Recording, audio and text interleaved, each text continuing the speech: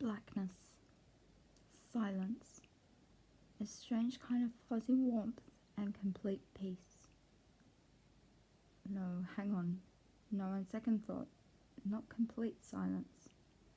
There was a noise. It was quite faint, but getting louder. What was it? It was like kind of humming.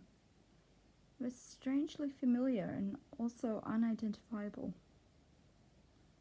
Hang on, it could be an engine. Yeah, that was it, an engine. And it wasn't getting louder, her hearing was improving. Great. So one mystery solved, only about 1 million more remaining. She was really confused. Where was she? Why was it so dark? An idea occurred to her. Opening her eyes might help. Ah! No, that didn't help at all. In fact, it just made everything worse. Now that her eyes were wide open, that warm fuzziness was gone, and closing them did not bring it back again. Everything just hurt. But at least she could kind of see now. It was still very dark, but she could just make out a large shape nearby. By squinting her eyes and changing her perspective a little bit, she was able to make out that it was a car lying on its side. Car. How come she knew that word, but she couldn't think of her own name? She had to know her own name. Searching. Debbie, Denise, Dora, Donna. Donna. Yeah, that was it. She was Donna. Well, not really the greatest achievement in the history of mankind, being able to recall one's own name. But right now, she felt inclined to be grateful for any victory, no matter how small. So what did she know now? Well, she knew that her name was Donna, and that she was in tremendous pain. Her head was throbbing horribly, and the rest of her body felt like one enormous bruise. She also knew that she appeared to be lying in a puddle of mud at the bottom of a hill, next to an overturned car with the engine running.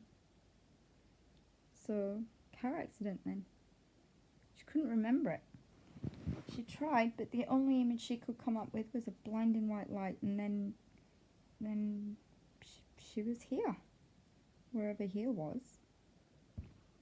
Maybe she could climb up the hill, get her bearings, and get help.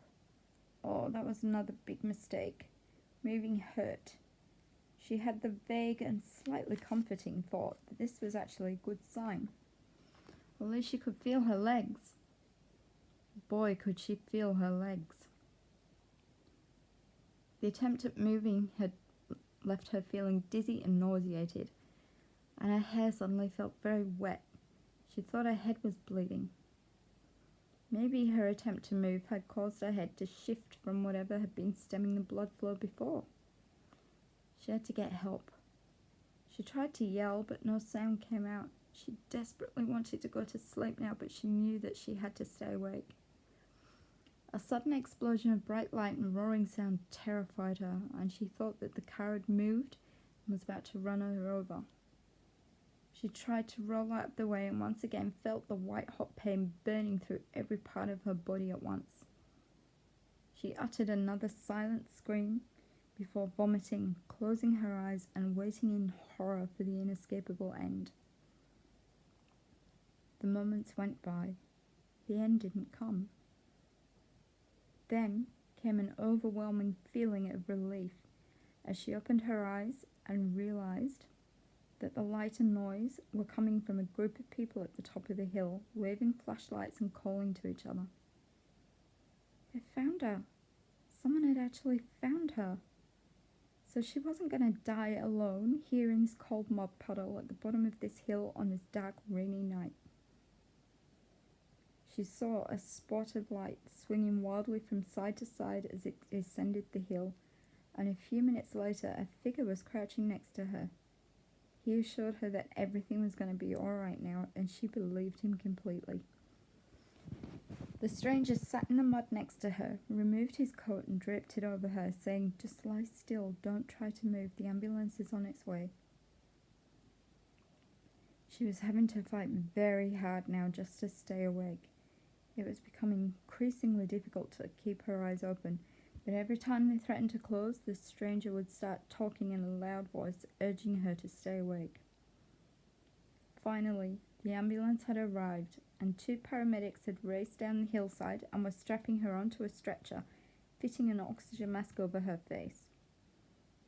She could no longer fight the overwhelming exhaustion now, and she finally gave in to it, thinking, "I'm saved," as the blackness engulfed her once more. Then another strange noise. Not humming this time, but beeping. "Oh, what now?" she thought, feeling misery and dread. Maybe she had just been dreaming about her angelic rescuer before. Oh, it had been such a good dream, but obviously she was still lying on the bottom of that hill. She just knew it. She wondered where that annoying beeping noise was coming from, but she didn't want to open her eyes to look. She knew better than that now. Last time, opening her eyes had only led to pain, so this time she was going to keep them closed and stay wrapped in the warm fuzziness for as long as she could. She lay there for what seemed like hours, but was probably really just minutes. Eyes closed, basking in the warmth, until her curiosity got the better of her and she had to see where the annoyingly regular, persistent beeping noise was coming from. Just as she had expected, opening her eyes was a huge mistake, even worse than last time. She was lying in a more comfortable position and her pain had lessened somewhat, though her head was still pounding. But this time she choked and panicked as she felt something stuck in her throat. A man rushed over to her side and said in a soothing voice, "It's okay, just relax." The man then leaned over and removed the horrible thing that had been stuck in her throat, which turned out to be a long plastic tube. Donna looked around and saw that she was lying in a comfortable bed with clean white sheets. The persistent beeping was coming from a machine beside the bed, to which she seemed to be attached by wires. She squinted around the dimly lit room and saw 3 other beds, each one seemingly attached by wires to its own beeping machine. So hospital then. Well, that was good news. It meant that she'd made it. She was going to be okay. She was safe. The kind man sat down on the edge of the bed, smiled and said, "Hi, I'm Stephen. I've been helping to take care of you. It's great to have you back with us. What's your name, sweetie?" "Water," Donna gasped. "Huh?" Stephen frowned, puzzled. "Walter? That's an odd name for a girl." "Water," Donna gasped again, pointing to her mouth. It was as much as she could manage at the moment. "Oh, of course, sure," said Stephen, leaping up off the bed and into action. He poured a glass of water from a jug on the bedside table and handed it to Donna, who drank like she was about to die of thirst. She finished the whole glass in one gulp, then another, and finally a third before she rasped, "Are you my doctor?" No, actually I'm a nurse," Stephen replied. "And when you do talk to the doctor, don't tell him I was sitting on the bed, will you? We're not really supposed to." "What happened?" asked Donna. "Car accident," replied Stephen. "Your car appears to have rolled down a hill. You were lucky. A couple of guys were just coming out of their friend's house right next to the embankment you rolled down. They spotted broken hedge at the side of the road and thought it was a bit strange because they couldn't remember it being like that when they got there. So they got a couple of flashlights out of their car, and that's when one of the guys saw you moving. So he climbed down to you while his friend called for an ambulance. Then he sat with you and kept you awake and warm till the ambulance arrived. He saved your life. You've been here for 3 days now, in a coma. How are you feeling?" "Confused," replied Donna. I don't remember what happened." "Well, don't try too hard," said Stephen. "If your brain has made you forget, then it's probably for the best. You remember when you're ready, don't push it." "It hurts to breathe," said Donna. "Yeah, you cracked a couple of ribs. They'll take some time, but they'll heal. You've also got a concussion. All in all, you've been lucky." Lucky? Exclaimed Donna. I don't exactly feel lucky. My whole body feels like one big bruise. Well, it seems that the seatbelt broke and you were thrown out of the car and you seem to have hit every rock on the way down the hill, said Stephen. You're pretty badly bruised and scratched up, but trust me, I've seen worse injuries and from far less serious incidents. You're moving, you're talking, you don't seem to have any lasting damage. You are lucky. And if you'd seen half the things I've seen here, then you'd think the same. Anyway, now that I've been good enough to answer some of your questions, how about you return the favour? What do you want to know? Asked Donna. Well, let's start with your name, shall we? Donna. Yeah, that's what your driver's license said Stephen, sounding sceptical. Donna Mitchell. You want to try again? What? Asked Donna, confused. Well, whoever made your fake ID wasn't exactly the sharpest tool in the shed. They've made you 47 years old. I don't know what you're talking about, said Donna. I've never had a fake ID in my life. Okay, well, I won't push it at the moment, said Stephen. You just had a very nasty experience and I don't want to stress you out. But we're not the police, you know. We're not here to arrest you for having fake ID. We just need to know who you are so that we can let your family know you're safe. I told you who I am. Well, Donna, I'm Donna Mitchell.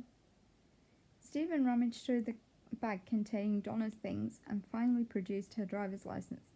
He looked at it and read off, Donna Mitchell. Yes, replied Donna. 232 Sandgate Crescent, South Beach. Yes. Do you remember where you'd been before? Yeah, last I remember is driving home from my friend's house at Richton. So how'd you end up here then? I'm not sure. Where's here? Crestside Hospital. What the hell? Donna demanded. That's nearly 200 miles away. What's going on? That's what I'm asking you, said Stephen. Donna was crying now. She certainly couldn't remember driving that far, and she was utterly confused. Stephen saw her tears and said, It's okay. We'll just leave it for now. Don't upset yourself. I don't really want to get into it now anyway. My shift's about to finish. Susan will be here to take over from me soon. You're probably going to be in here for a few days anyway, so we've got time to figure it out. Yeah. Can you help me figure something else out too? Asked Donna. What's that? I've been asleep for 3 days, so why am I so tired? That's very normal, Stephen assured her with a smile. You probably will feel a bit groggy for a while. Just try to rest. He started walking towards the door and Donna called out to him. I'm not lying, you know. I really am Donna Mitchell. Stephen paused in the doorway, then turned around and said, Just try not to worry about it just now. We'll work it out. Just try to get some sleep. He turned back to go out of the door and almost collided with a large, stern-looking, middle-aged blonde woman who was just coming in. Hi, Susan, said Stephen. Oh, great. She's back with us, said Susan, looking over at Donna's bed. When did she wake up? Oh, about half an hour ago, replied Stephen. So anything I need to know? Have you managed to find out who she is? Stephen glanced over at Donna's bed, then turned back to Susan and said, yeah, about that. Then he took Susan's arm and led her out of the room where they stood just outside the door talking in hushed tones. Though she strained to hear, Donna could only make out a few words here and there, but she did catch Susan utter the phrase, Well, if she really does believe that, then we may need to get a psych eval. Psych eval? Donna thought, what the hell is wrong with everybody? Why won't they believe I'm me? It was all so frustrating. She looked at her driver's license, which Stephen had left on the side of the bed, to see if she could see what he had meant by her age being wrong. Maybe there was a misprint on there that she hadn't noticed. She looked at the date of birth, June 15th, 1999. Well, that was right. She was a little fuzzy on the exact date, what with the accident and the 3-day sleep, but she was fairly sure it was somewhere around the middle of February 2017. That made her 17 years old, turning 18 this year, which was correct. So what was wrong with everyone? Was all this just some kind of joke? If it was, then it was a very cruel one. She felt as though she was in the middle of a nightmare. She was really dazed and confused. And though she was almost ashamed to admit such a thing, having always prided herself on her independent spirit, she desperately wanted her mum. The thought of her mother caused another painful stab to the heart and more tears. She jabbed frantically at the call button beside the bed, and Susan came into the room. "You have to call my mother," she pleaded. "Please, she must be worried sick about me." Susan smiled and said, "Easiest thing in the world, love. Just tell me who you are and how to get in touch with her." "You know who I am. Look, my memory's funny. I can't remember the number, but my address is on the license," Donna wailed through her tears. "Please, I just want my mum," she added childishly. "I'm sorry, love. I want to help you. I really do, but I can't unless you start telling us the truth." Susan walked out of the room, leaving Donna feeling defeated and exhausted. Maybe it was her. Maybe she had some sort of mental problem and she was remembering things wrong. Maybe, if she just went to sleep for a little while, she could wake up later with a clearer head, able to remember things the way they really were. Yeah, that's it. Go to sleep and then wake up to find that this was all a bad dream. She sank back into the soft pillows and fell asleep. When she awoke, light was streaming through the window, revealing the room to be very airy and pleasant. Her throat felt really dry, so she poured herself a glass of water from the jug at her bedside, a task which proved much more difficult than it should, due to the breathtaking pain that shot through her ribs every time she moved. As she was drinking, she got the niggling feeling that something was missing. When she leaned over to put her empty glass back on the table, she realized what it was. Her driver's license. Stupid. Instead of putting it away properly after checking it last night, she had just put it on the table and now it was gone. Brilliant, she thought. That was my own stupid fault. I should have put it back in my bag. At that moment, Susan came into the room. "My driver's license is gone," Donna yelled. "Relax," said Susan. "I picked it up earlier. It's safe at the nurse's station." Donna sank back into her pillows, feeling momentarily relieved and then curious. She sat up and said, "Why did you take my license?" "I didn't take it," replied Susan. I picked it up so I could wipe the table. Then, when I got back to the nurse's station, I realized I still had it in my hand. You know how that happens sometimes. I mean, haven't you ever taken the TV remote to the bathroom?" "I guess," said Donna. "So, can I have it back now or just stick it back in my wallet?" "Well, it's..." Susan stuttered. Then she sat down on the visitor's chair beside the bed and said, "Look, I'm going to be honest with you here.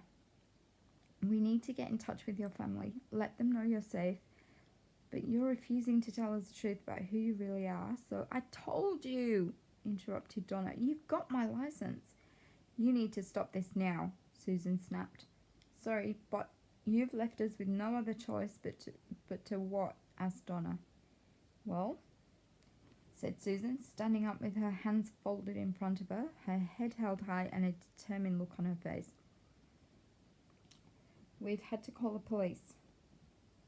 Donna felt nervous all day then, waiting for the police to show up. She was positive that she was who she thought she was, but what if she was wrong?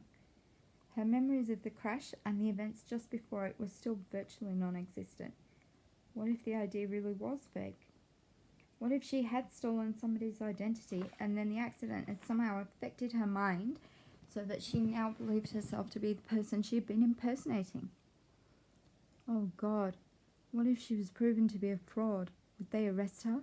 Would she go to prison? Could she go to prison for a crime she had no knowledge of committing? The more she thought about it, the more she panicked, and by 3 o'clock that afternoon she was a nervous wreck. That's when 2 police officers came into her room, walked up to her bed, and one of them asked, "Are you the girl claiming to be Donna Mitchell?" "I'm not claiming anything. I am Donna Mitchell." "Right," said the male police officer. "Let's start with introductions, shall we? I'm PC Luke Bradley. This is my colleague PC Annabelle Quentin. I think we need to have a chat. We seem to have a bit of a problem, and we were hoping you might help us resolve it." Sure," said Donna. "What's the problem? How can I help?" PC Quentin replied, "Our problem is you posing as someone else.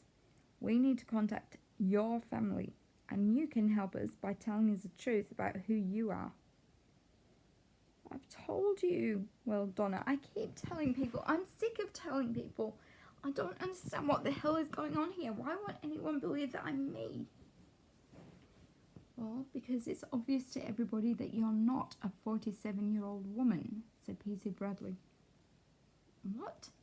said Donna. "This again? Where's everyone got this 47-year-old woman thing from?" "From your license," replied PC Bradley. "Whoever did it for you wasn't very good at maths. He did do his research as far as finding someone that actually existed, and he got the address right. But then he forgot to change the date of birth." "I don't know what the hell you're talking about," said Donna. "Nobody did my license." "So how'd you get it?" asked PC Quentin. "Same way everyone does. I had some driving lessons, got my logbook hours up, went to the RMS, did my test, passed and got my license." Both officers stared at her with blank expressions for a moment before PC Quentin said, "RMS?" "Yeah," replied Donna. "RMS, you know, where you register your car, do your driving test." The RMS hasn't existed for 17 years, said PC Bradley, frowning. "All that stuff just gets done by us now." "What the hell are you talking about?" Donna asked for what felt like the 100th time that day. "I was there last week. That's when I passed my test." Both police officers frowned, as though trying to decide what to do next, but then PC Quentin seemed to decide that the best way to deal with it was, well, not to deal with it. Instead, she just moved on to another topic of conversation, saying, "Well, this actually isn't just a simple matter of a fake ID. It's a bit more serious than that. This is identity theft. This girl, this Donna Mitchell, she was a real person. She did exist," said PC Quentin. "I know she did," said Donna, "because that's me." What? Wait a minute. What do you mean by was and did?" "She vanished without a trace back in 2017, answered PC Quentin. "But you already knew that, didn't you? That's why you've been using her identity." Donna had the distinct feeling that something wasn't quite right with that last sentence, but she couldn't put her finger on it. She replayed it in her head and finally realised what was wrong. What do you mean by back in 2017? She asked. "It's 2017 now." PC Bradley stammered, sharing a look with his colleague. "What?" demanded Donna, looking from one to the other. PC Quentin said tentatively, "Honey, it's 2047. "What?" said Donna, who was beginning to get sick of hearing herself say that word. She turned to Susan, who was standing in the corner of the room looking stunned, and cried, 3 days. That's how long Nurse Stephen told me I'd been in here. 3 days. "Yeah, that's right," replied Susan. Donna was feeling really scared and confused, and like most people in those circumstances, she reacted by becoming irrationally angry and taking it out on anyone who had the misfortune to be in the vicinity. She raised her voice and screamed at Susan. "So how the hell Do I sleep for 3 days and wake up 30 years later? Then she turned back to the officers and said, "This is a very sick joke." P.C. Quentin smiled, nodded, and said, "We couldn't agree more." "So it stops now, right?" said Donna. "Right." There was a moment's awkward silence, which was broken by P.C. Bradley saying, "Right, so let's have it then." "Have what?" asked Donna. "The truth," replied P.C. Bradley simply. "But you're the one who... I'm not the..." Susan interrupted with a suggestion. "How about a DNA test?" she said. "I can't believe we didn't think of it before." P.C. Bradley turned to Donna and asked, "So, will you consent to that, or do we need to get a court order?" "No, that won't be necessary," said Donna, who was keen to get the chance to prove that she was telling the truth, or at least find out who she really was. "I'll consent. What do I have to do?" Susan said, "Wait a minute," and then she left the room and returned moments later, wearing gloves and carrying a bundle of cotton buds. "Open up," she said, and then she put a cotton bud in Donna's mouth and rubbed it on the inside of her cheek. She then put the cotton bud into a plastic bag, which she sealed and labelled. Before she left, she turned to the police officers and said, "My shift finishes soon. I'll drop this off at pathology on my way out. I'll ask them to put a rush on it. We should know something in a few hours. If you want to come with me, I'll introduce you to Nurse Pamela Fraser. She'll be in charge for the next 10 hours. We overlap the shifts a little bit for handover, so she should be here by now." Before they left, the police also had Donna press her hands against the screen of a tablet-like device that they told her was a fingerprint scanner. Once the fingerprints and DNA had been taken, the police had been introduced to the next shift supervisor and left, and Donna had eaten her lunch and swallowed another fistful of strong painkillers. She was, once again, left alone with her very confusing thoughts. Her head was beginning to feel like it was cotton wool, and it was just constantly buzzing with questions. She lay there for ages, going over it all again and again in her head, trying unsuccessfully to work it out, before sleep finally came to give her a temporary ease. She woke a few hours later to find that she had a visitor. A vaguely familiar-looking older woman was sitting in the chair next to her bed. She said a tentative "hello," and the stranger replied in a low, menacing voice, "How dare you? Do you even care what you're doing to people? Think it's harmless, do you, stealing a dead person's identity? Who's going to know, right? Who's going to care?" "What?" said Donna. "Who are you? You look familiar. Do I know you?" "Well, you should," said the woman. "My name is Hope, and you've been telling everybody here that you're my daughter." Donna didn't know what to say. Now she came to think of it, she realized that this woman did bear a very striking resemblance to her mother. Older, obviously, but exactly like her in every other respect. But how could that be? Things are getting really weird now. At first, she had just thought this was some horrible person's twisted idea of a sick joke. But now, looking at this woman, who she was pretty sure was a 30-year-old older version of her mother, she was beginning to suspect that something supernatural was going on. Maybe the accident had somehow propelled her forward in time 30 years. She'd always been a skeptic and never believed in such things, but she couldn't help but wonder. She eventually managed to force out the words, "Something really weird is going on here." "Who told you I was here anyway?" "My hairdresser's daughter is a kindy teacher up the road, and one of the parents works in admissions here. She saw the name Donna Mitchell, looked into it, and saw the address. She knows I've never given up on finding my baby girl, so she passed on the information." "But they're not supposed to..." "Never mind about not supposed to," Hope snapped. "Like you've got any room to talk about not supposed to. You know, I'm fairly sure that people are not supposed to go around stealing other people's identities either. And yet here we are. I swear I haven't, Donna began, but Hope didn't want to hear it. Do you even care what you're doing? She asked again. This whole thing has just brought me right back to the worst time of my life. I lose my only child, and then right at the time when I need him the most, my husband decides he can't stand to look at me anymore. They never found her body, you know, so there was a part of me that never stopped hoping. How do you think this feels for me? I hear they find a Donna Mitchell with the same address and date of birth as my baby. I rush up here feeling happier than I have for 30 years, and only to find out that it's an imposter. Just a sick and twisted teenage delinquent who got hold of records of someone who looked like her, and you are very similar, I'll give you that. Donna was desperate to make her understand. She was certain this was her mother, and she hated seeing her upset. Please, she cried, I don't understand what's going on here. It's like a nightmare. I don't know why this is happening to me.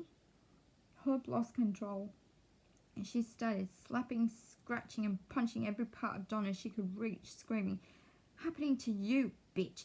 Leave my daughter's memory alone.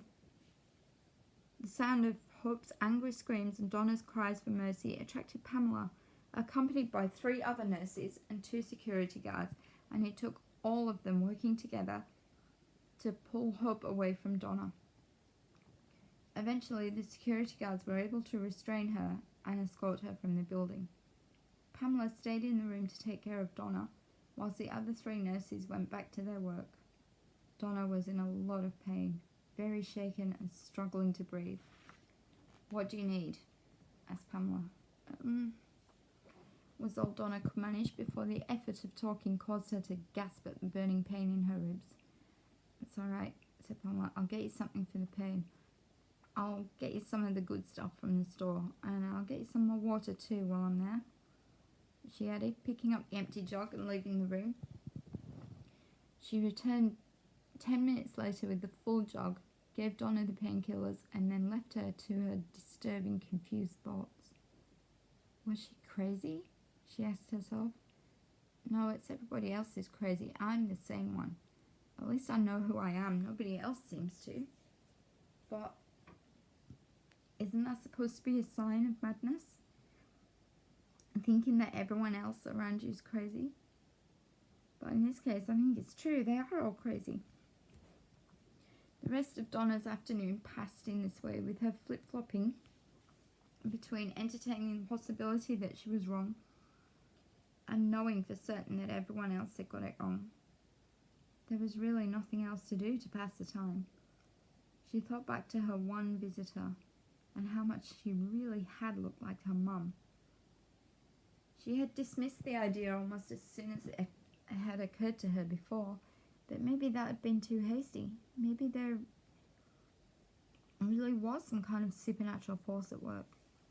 She had always been a big skeptic, and not really believing or having much interest in those kinds of ideas meant that she was in very unfamiliar territory here. She couldn't think of any kind of phenomenon that would cause this. Time travel, perhaps? Thinking about it made her head hurt and her eyes heavy.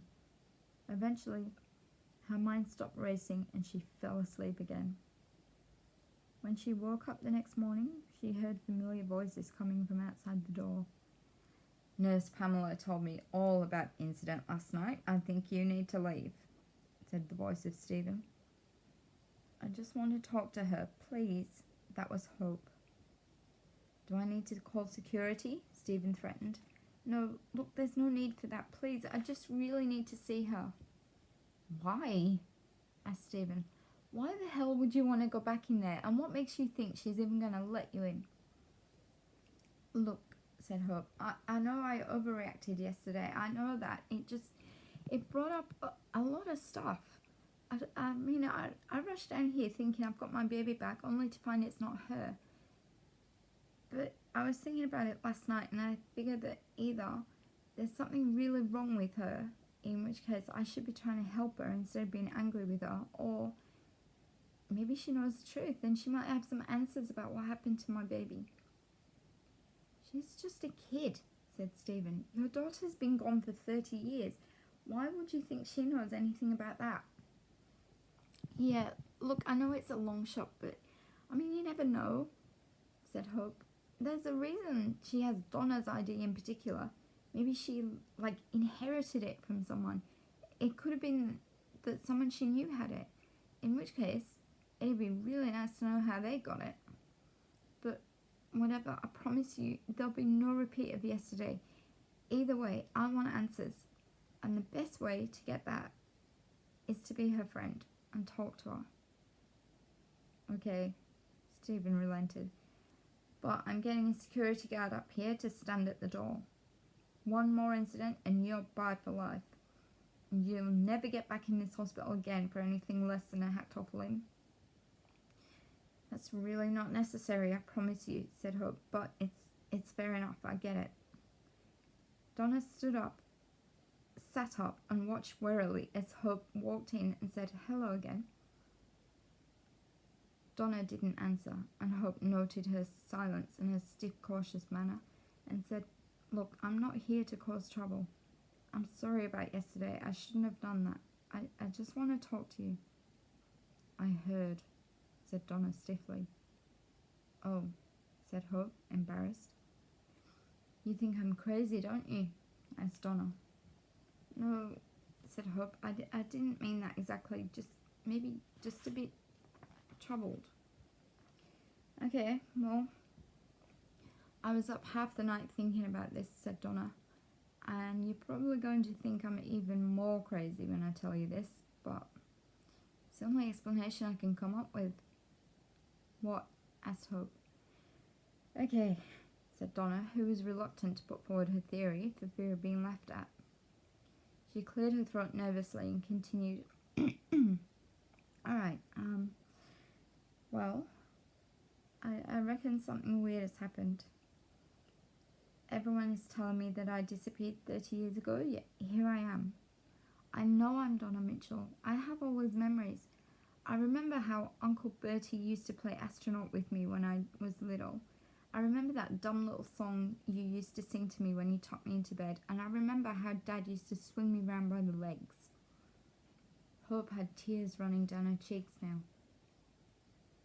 How do you know all this stuff? She sobbed. Because it's me, Mum, cried Donna. I'm telling you it's me. I didn't believe it at first either. You know I don't really go in for all that supernatural crap. But I'm telling you, something weird's happened here. I think I left in my car 30 years ago, had an accident, and instead of dying, I was, thrown forward in time or something. That's why my body was never found, because my body's here. I'm still using it. Hope's voice shook with suppressed emotion as she said, well, that's certainly an interesting theory. So, what do you think could cause this kind of time shift? It's a good question, replied Donna. I have no idea. I've never been into all that sciencey stuff. Maybe a comet or some sort of weird lightning, like magnetic disturbances and stuff. Maybe, said Hope, doing her best to maintain her composure when all she really wanted to do was beat the lying little cow to death. How dare she sit there and dishonour her baby's memory like this? But she kept her cool. She knew what she had to do now. She had a plan, and carrying out a plan meant having access to this girl, which she would lose if she allowed her feelings to get the better of her. Instead, she took a deep breath, choked back the response she really wanted to give, and said, Oh, look, you're out of water. Let me get you some more. Yeah, I do seem to go through a lot, said Donna. Hope took the empty jug of water down the corridor to the filter. Then she reached in her pocket and pulled out the packet she had secreted there. She only ever needed to use a tiny amount of this powder when she had a migraine, and she would sleep for hours. This was almost a new packet, and she emptied the whole thing into the jug. Who did this delinquent bitch think she was, posing as her baby girl? Never mind. One glass would soon take care of her. She took the jug back, poured out a glass of water and handed it to Donna, saying, "Here you go. My Donna, you always were a thirsty girl. The amount of water you used to get through every day was nobody's business." Donna took the glass from Hope, said thank you, and took a sip. At that moment, Nurse Stephen appeared in the doorway, frowning, and said hesitantly, Miss Young, could I have a word, please?" "Sure," said Hope, following Stephen around the corner to the shift supervisor's office. Stephen began again, clearing his throat nervously. He wasn't quite sure how to even begin to tell her this. "What's wrong?" asked Hope. "What's that?" she added, pointing to the piece of paper Stephen was holding in his hand. Stephen held up not one, but two pieces of paper. DNA and fingerprint results. The police were here yesterday talking to Donna, and Nurse Susan suggested that they should take DNA and fingerprints. Obviously, we analysed the DNA here, but they had to take the fingerprint scan back to the station. The fingerprint results just got faxed through, but then they just got put in the tray for filing. I just had to dig them out.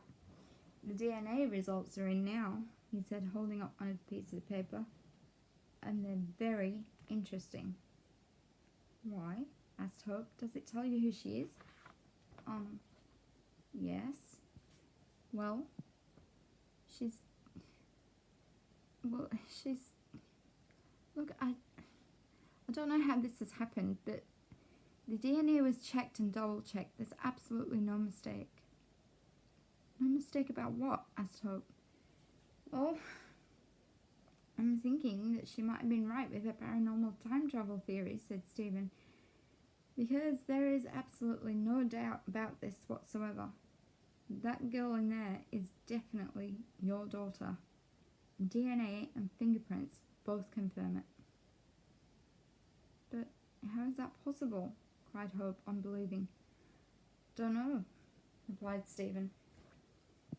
"But there really can be absolutely no doubt whatsoever. DNA does not lie, and our lab always does every test twice just to be sure. They always take two samples and leave the label off one of them and have two different techs analyze and compare. I really don't know how, but I'm telling you she is not lying. She really is who she says she is." "You mean my baby has really come back to me?" said Hope, elated. She felt happier than she had felt in years, and she ran back to the room, stood in the door, and stared in horror at the sight that greeted her.